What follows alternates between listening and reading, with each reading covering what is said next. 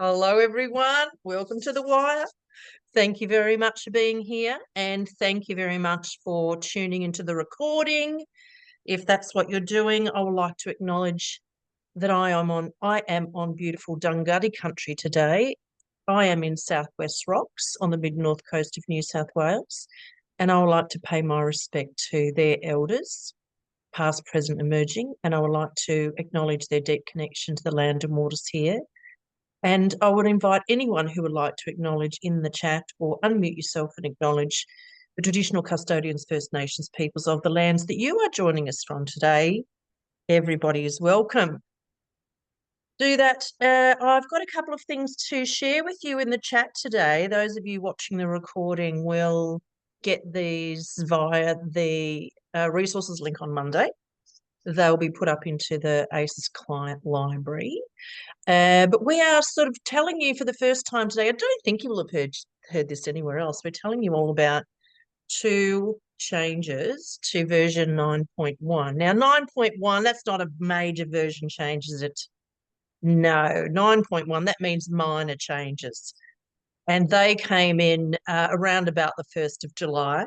I'm saying roundabout because the new version of the evidence guide and the workbook just says 2024, but I happen to know that it's very new and very recent. So if you signed a service agreement with us as of the 1st of July, we'll be assessing you against version 9.1. So that's how it'll impact. But as I said, small changes, which we're going to take you through today. Let me just bring up I'm trying out a new tool, everyone. I'm trying out Prezi Video. You can tell me what you think of this. Yeah, there we go. And check this out. Oh, doesn't that look flash? Doesn't that look flash? So it's two changes. One is in the Human Resources Standard 4.1. Take you through that in a minute. And the other is in the Feedback and Complaints Standard. Everybody will know what number standard that is. Come on, Danella, I know you know. Right down the bottom, right down the bottom. 6.5. No. Oh, she's so close. She's so close. It's 8.2. Yeah. The feedback. We always love 8.2 because it means when we're writing up your reports. Yes. so it's 8.2, and we're having a look at that today. I'm just going to admit Judith into the waiting room. So two minor changes to version 9.1 of the ASES standards. Let's have a look. Questions and comments, as you know, can come at any time. Just like to welcome Judith. Hello, Judith. Thank you very much for joining us. And let's do it. You'll be surprised at these small changes, or maybe not. Maybe you sort of think, oh, yeah, well, now that we've seen that, we're surprised that wasn't there before. Here we go. Just admitting another person. So just sorry for the disruption there. If you have just joined us, I've shared the evidence guide and the workbook in the chat. So I will remember to share it with you again if you've just joined us, because that won't be visible there for you. So don't worry, you'll get everything you need.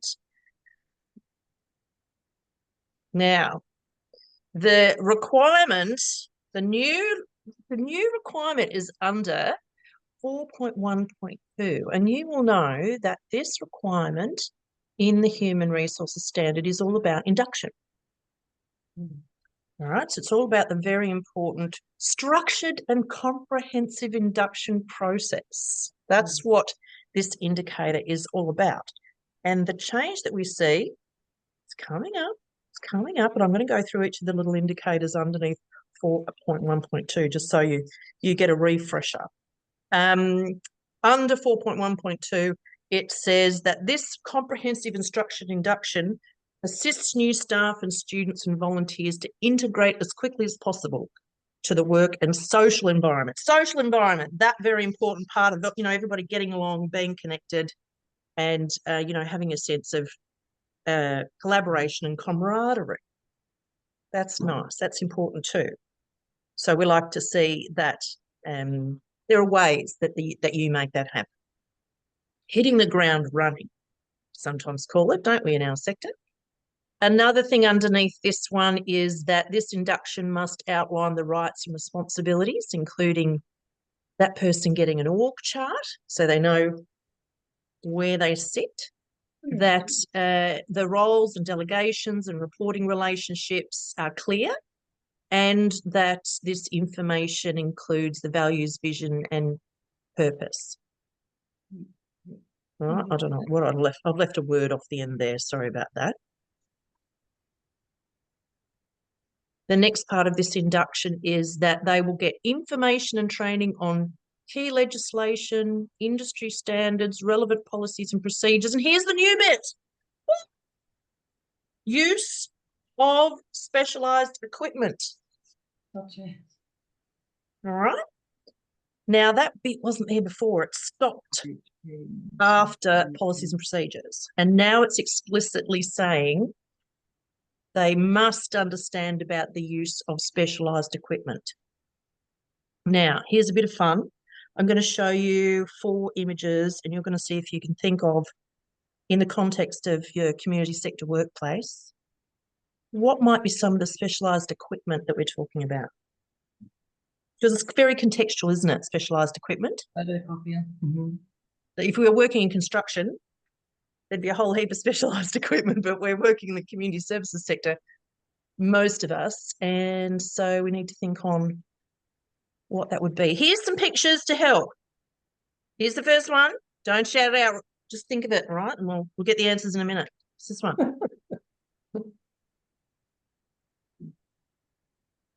All right, that's the first one. What's this one? Oh, what's that one? Now what? Oh, this could be a few different things. All right, now think broadly. Oh no, that looks painful, doesn't it? And the last one here, oh, tricky but topical. All right, do you think you've got them? Have you got them? Okay, what was the first one, Liska?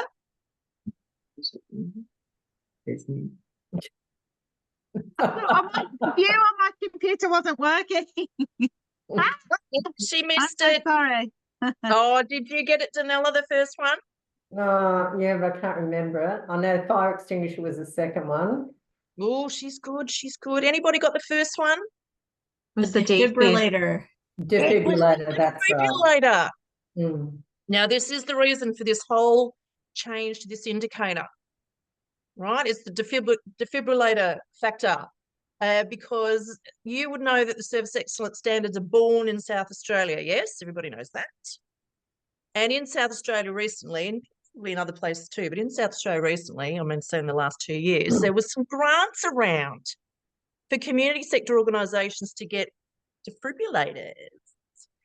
And I'm not sure if there was a serious incident, but there's been some recognition in the department somewhere that people should know how to use them.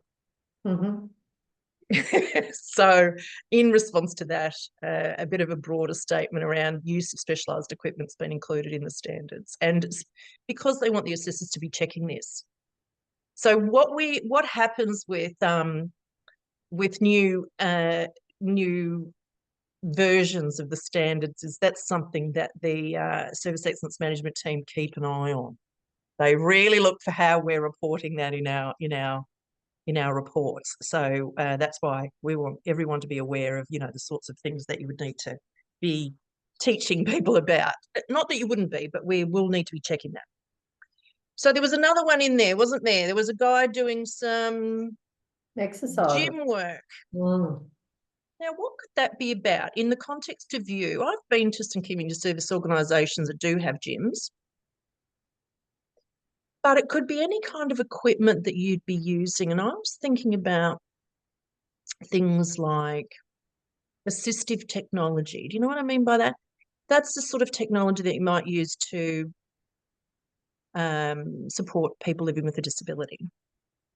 So it could be any kinds of lifts, It could be any kinds of, automatic doors, things like this. So I want you to think really, it could be even hydraulic lifting equipment such as a platform.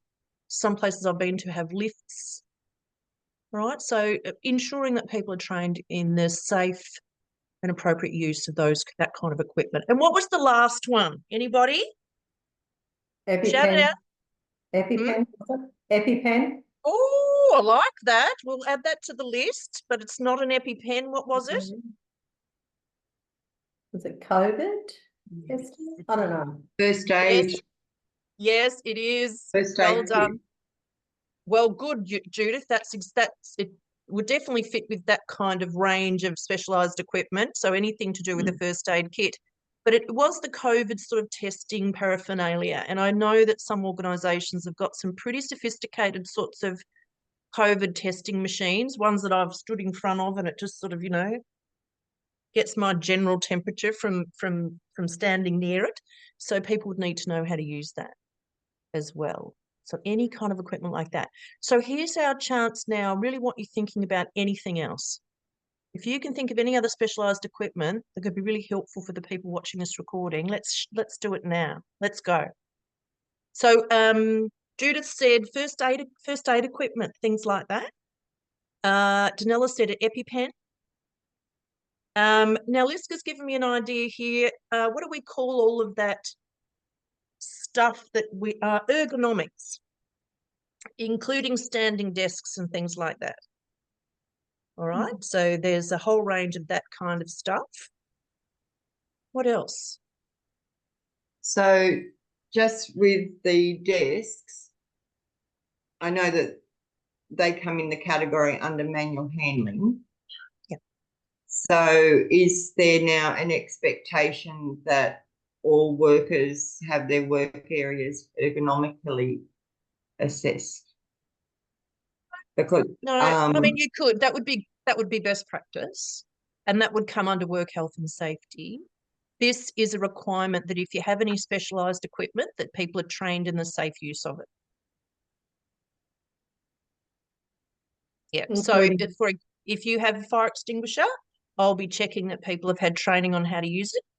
If you have a standing desk, I would ask the person who's using the standing desk, if they've been shown how to use it properly. If you have PPE, specialised PPE, if you have trolleys and any sort of mechanical, moving things, those sorts of things, people must know how to use them. So I would suggest that if you don't have it already, that you update your work health and safety policy and procedure to include training on the use of specialised equipment, and if you've got any specialised equipment in your organisation, that you list it. Yeah, most organisations we find do train people on how to use fire extinguishers. I'm not sure about the use of defibrillators because that's just coming in. I've seen like a handful of organisations that have got them. But even things like mixer valves in childcare centres, Danella, you've got childcare centres and you would have thermostatically controlled sort of mixing valves to stop very hot water coming through the taps where you're looking after children. People should know how to use those sorts of things. I have a question with the defib. So all our staff are first aid trained, and in first aid training you learn how to use a defib. Great. Is that enough? Yes. Or do we have to? Yeah. Okay. Yes. As long as, here's me, I'm fairly lay when it comes to defibrillators, but as long as the training provides them, sufficient training in how to use that model. Yeah. Okay. Right. So I'm pretty sure they're all the same, and they're easy to use and quite intuitive as an apparatus. But yes, if they're learning if they're doing first aid as mandatory training, and it's included in there, yes. Because I guess if you were specifically training on our defib, you'd have to open up all the packaging, which then means we'd have to throw it out and reorder. Yeah. So, so do you have a company that comes and tests that equipment?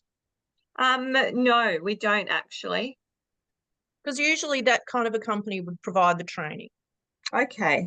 So maybe the company that provided it with us, I'll contact Yeah. I'll contact them. Okay, thank you. Yeah, that would be something to check anyway, if you're purchasing that, you know, whether the training can be provided by that company.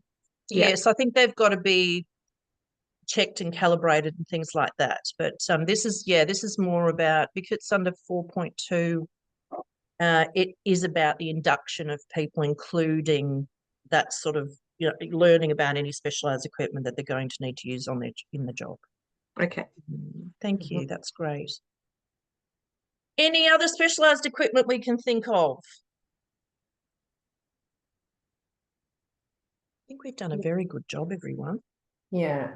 Ours is, I was just thinking in relation to safety. So just the alarm systems and the access to sites, those types of things. So being trained in that. Does the when we're talking about defibrillators and first aid training, is that a requirement for all staff, Marie? Or is it enough that there's the I guess the quota of staff that have trained in first aid and defibrillator are, I guess, available on site? It's the thing, isn't it? You know, we would always put the risk lens over it. So when you're making decisions about who's going to have first aid training, it would be based on coverage. Yeah. You know, so it would be, how many people will we need at this site trained to ensure that we always have someone here who knows how to use that equipment or knows how to render first aid. Sometimes the funder will specify it in your funding and service agreement. I know in some health contexts that every person's required to have CPR training, as an example. All right, so that's something to look at through that risk lens, I would say. But if we found that you only had one person in your whole organisation and there was no other plan for when that person was on leave, that could be an issue. Yeah. And if you were providing services to clients with complex health needs, we might say, you know, this is something to consider, to have everybody first aid trained. That's a good question, though. It's not specified in the standards, no. No. Anyone else? We go on to the next change. Oh, just one more question. Would specialized equipment, it's not really equipment, but would that include like the vehicles, like how to, like just you know, where the spare tires are, all that type of thing? Well, I think the use of jacks I would include that there. Like the people know how to use a jack, or, you know, or if you have roadside assistance and that's how you expect people to deal with any kinds of hazards, then, you know, they should know that as part of their induction. But no, vehicle, I mean, you know, safe operation of a vehicle would be under work health and safety. This is, yes, I mean, I would expect that you should make sure that people know how to safely operate a vehicle, but it would be more about any specialised equipment that you have as part of the vehicle. We don't really fit our own child seats. You know, the best practice would be that you get a company that knows how to do it to do that. But if you were working in a state where that was okay, you'd want to make sure people knew how to fit them properly. Yeah. We have all of our staff that are to use the child car seat restraints that transport children. Yeah. And yes. So being externally. trained in the safe use of those. Yeah. You know, that would be important if they're being moved from car to car. So you would go to a company that would provide that training and they might come out and show you all how to do it at the one time. Yeah. You know, that sort of thing's the most efficient way to do that. I remember working at a place for my South Australian friends. I used to work at community centres SA, the peak body for community centres and neighbourhood houses there. And so there's probably about 20 of us staff. And one of the funnest times was getting out in the car park and being taught how to use the fire extinguisher properly. And in all my career of working in the community services sector, that was the first time I'd been shown how to use, and I used to work in a youth refuge and I was never shown there how to use the fire extinguishers. So we know what it's like. We know what it's like. Okay. Let's get on. The next change I want to have a look at together is I've just got some list of evidence here for you. Sorry for that. For 4.1.2. This comes out of the new evidence guide here, but these are the sorts of documents we'd be looking at for you to show us for that whole induction requirement. Examples, remember, it's not a checklist. These are examples of the sorts of things that we might want to have a look at around induction.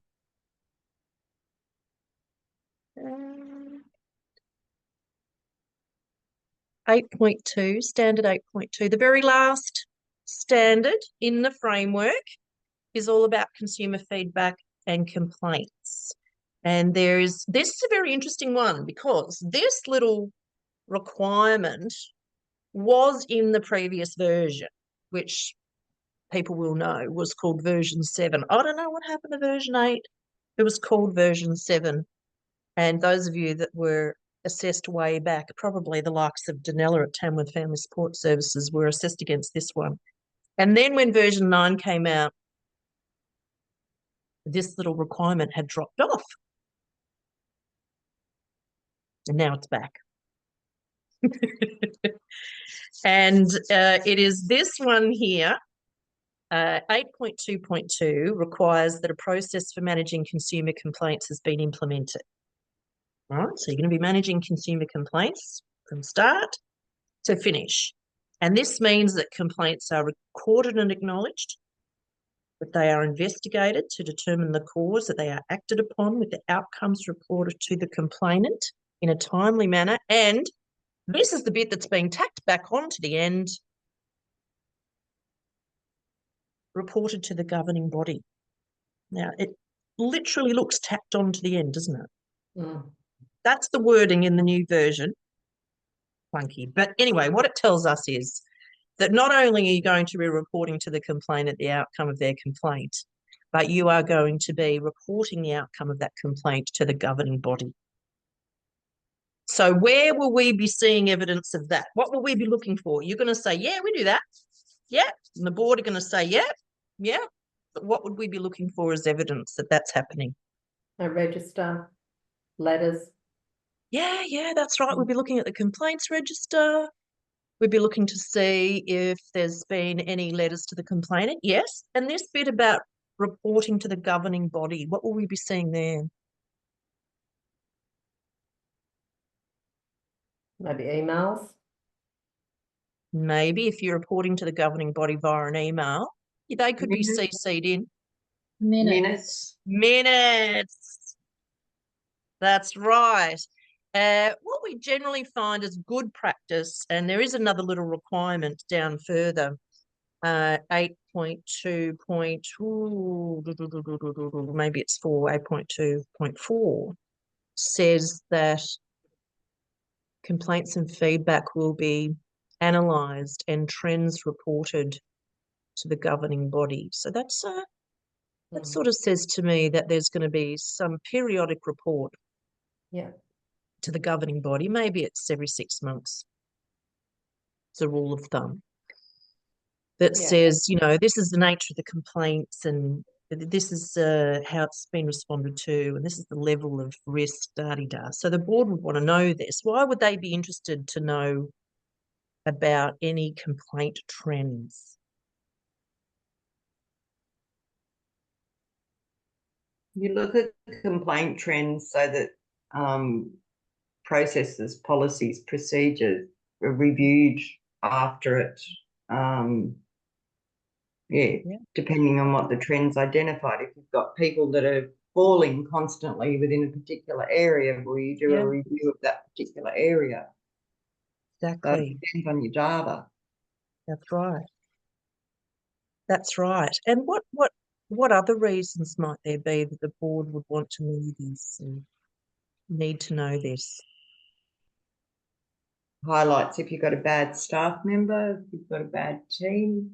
That's it. They'll know who to get rid of. No, just joking. I'm just joking. No.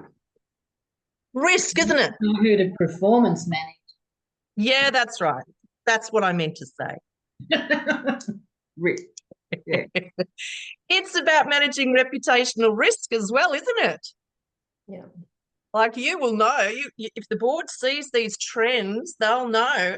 They'll say, hey, you know, we're a bit on the nose with our community. What's going on? You know, why are we having so many complaints about this particular, or complaints in general? You know, people don't seem happy. So, you know, we'll need to make some improvements there. But it is about managing reputational risk for the board.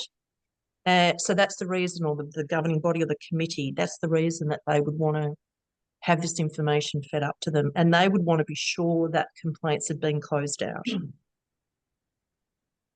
Yeah, they don't want to get bailed up at the supermarket by an angry person who hasn't had any response to their complaint, which can happen. So there you go. Those are the changes that we are seeing in version 9.1. And most of you will be assessed against that next time around, or if you've got it coming up, maybe this time.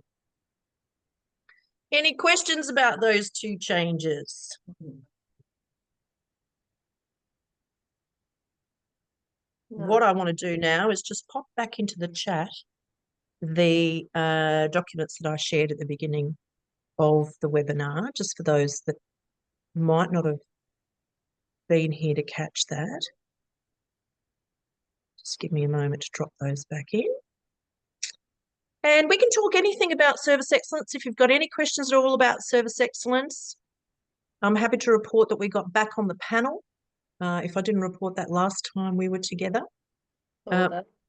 Got a 3 and then a 3-year extension. So we've got 6 years on the panel if we want it. Thrilled about that. Congratulations, Marie. Thank you. So there are still 8 assessors on the panel. And what I can tell you is that I know they wanted to get some more in New South Wales, but they didn't. They got one extra one in Victoria, and they got an extra one in South Australia, and they had a couple who were on the panel before retire, including quite a large one that had a presence in New South Wales, which is called QIP. We're not going to be tendering to be on the Service Excellence panel anymore. So, yeah, that was of interest to us. I've included in your resources there an induction template as well that comes from Fair Work Australia. It's fairly high level, but it does sort of give you a good overview of the sorts of things you might want to be including in your induction against that sort of 4.2 requirement in the Human Resources Standard. I just need to put, what did I forget there? I think I forgot the... I've lost you, Marie. Oh dear. I'm back, hang on. Back again.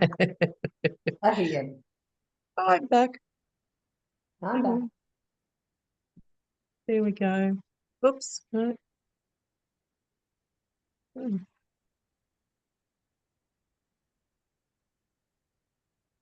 Why is that doing that now? I've clicked on something that I shouldn't have. I do that all the time, Marie. All the time. Is it? Anyway, close that.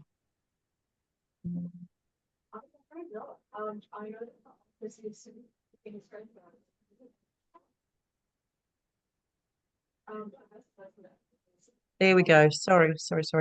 I just needed to put the workbook in there because it didn't come up.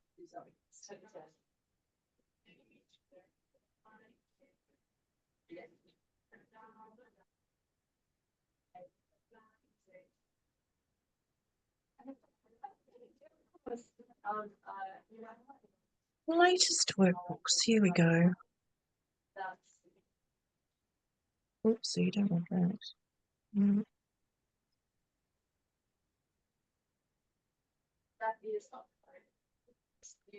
Oh, I can't locate it right now. Don't worry about it.